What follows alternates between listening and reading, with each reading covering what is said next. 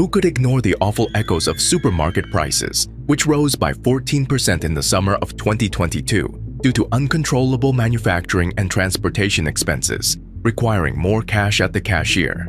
Global events have contributed to rises in the price of food and petroleum, but they have also sharply increased the cost of housing and transportation, among other goods. These price hikes might become permanent if they continue unchecked. Join me until the end of today as we discuss the recent economic maze, where the threat of inflation was met and overcome by the U.S. economy, and we anticipate a period when financial uncertainty is reduced. A government implements certain monetary and fiscal policies to advance the long-term well-being of its population, as it assesses the state of the economy, price stability objectives, and public unemployment. These fiscal and monetary policies have the potential to alter the money supply, which in turn has the potential to lead to inflation. A nation's money supply has a significant role in determining whether inflation takes place. If the money supply expands more quickly than the economy's production under otherwise normal economic conditions, inflation may result. Aside from the money supply, other variables can also have an impact on inflation, which is the average rate of growth in the cost of goods and services over time. Some trustworthy sources have been keeping a careful eye on price adjustments in 28 different categories in order to offer a thorough summary of everyday expenses. The strategies required to bring inflation back to the Federal Reserve's medium-term objective are the main topic of the IMF's yearly assessment of the American economy. The majority of workers' earnings have not increased to keep up with inflation, severely hurting consumers' purchasing power. In 2022, the Federal Reserve raised its policy rates by 1 percentage point, and it is expected that it would have done so again in a subsequent year by 2 percentage points. Additionally, it is selling off the mortgage-backed assets and treasury bonds it has acquired. Consequently, borrowing became much more expensive. For example, the average fixed rate on a 30-year mortgage went from 3% to between 5 and 6% since the start of 2023. The government cut back on expenditures at the same time as some pandemic-era assistance programs came to an end. Reducing or increasing the discount rate that banks pay on short-term loans is one method that the Federal Reserve may alter the money supply. The Federal Reserve is in charge of assessing the state of the market and making this decision. In order to alter the amount of money that banks hold in reserves, the Federal Reserve also buys and sells assets from banks. Inflation arises when the Federal Reserve expands the money supply more quickly than the economy is expanding. In this case, the amount of money in circulation within an economy has increased more than the amount of products created. In this system, there is now more money chasing fewer commodities.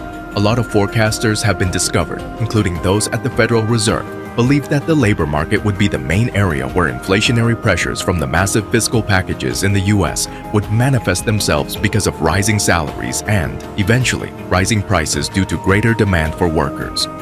The majority of the 2021-2022 inflation increase was caused by events that directly increased prices as opposed to earnings.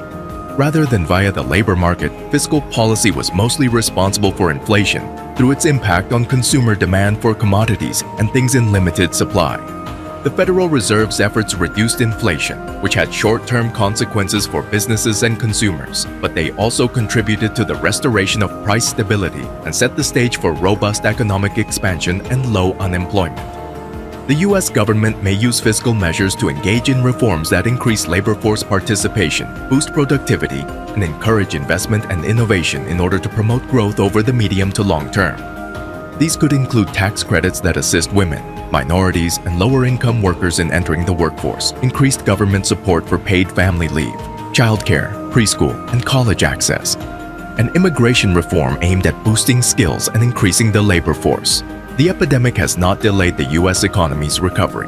Rather, the significant increase in demand has put strain on supply systems and raised prices. It was predicted that late 2023 core personal consumption expenditure inflation will have dropped below the Federal Reserve's 2% medium-term target as a result of the economy slowing down, the Federal Reserve tightening monetary policy, and the termination of COVID economic assistance programs. As we look to the start of a new economic age, the U.S. economy has generated a stabilizing symphony through its resolve and deliberate adjustments. The U.S. economy emerged victorious from its battle with inflation in 2023, a year that will live on in history. Fascinatingly, the US economy managed to control inflation without succumbing to the typical aftermath of a financial crisis.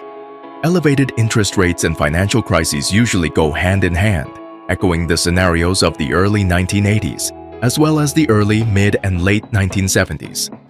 Yet, 2023 defied predictions, showcasing the malleability of the anticipated narrative. The Federal Reserve, taking the reins, embarked on an interest rate adjustment trajectory unseen since the early 1980s. Imagine a graph illustrating the variations in inflation across 7 key categories that have a big influence on our day-to-day existence. As we take a look at an economy where the once dreaded inflation rate has progressively reduced over the last 12 months in all categories, with a dramatic decline in food and clothes, let's rewind to 2023 when prosperity succeeded in overinflation. Rents are declining, healthcare, transportation, household energy, and the always fluctuating cost of fuel have all effectively reverted to what we can now term normal levels.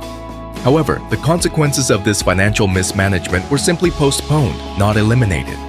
We must look back to the last case of the Federal Reserve avoiding severe inflation following record-breaking money creation, which caused the global financial crisis of 2008.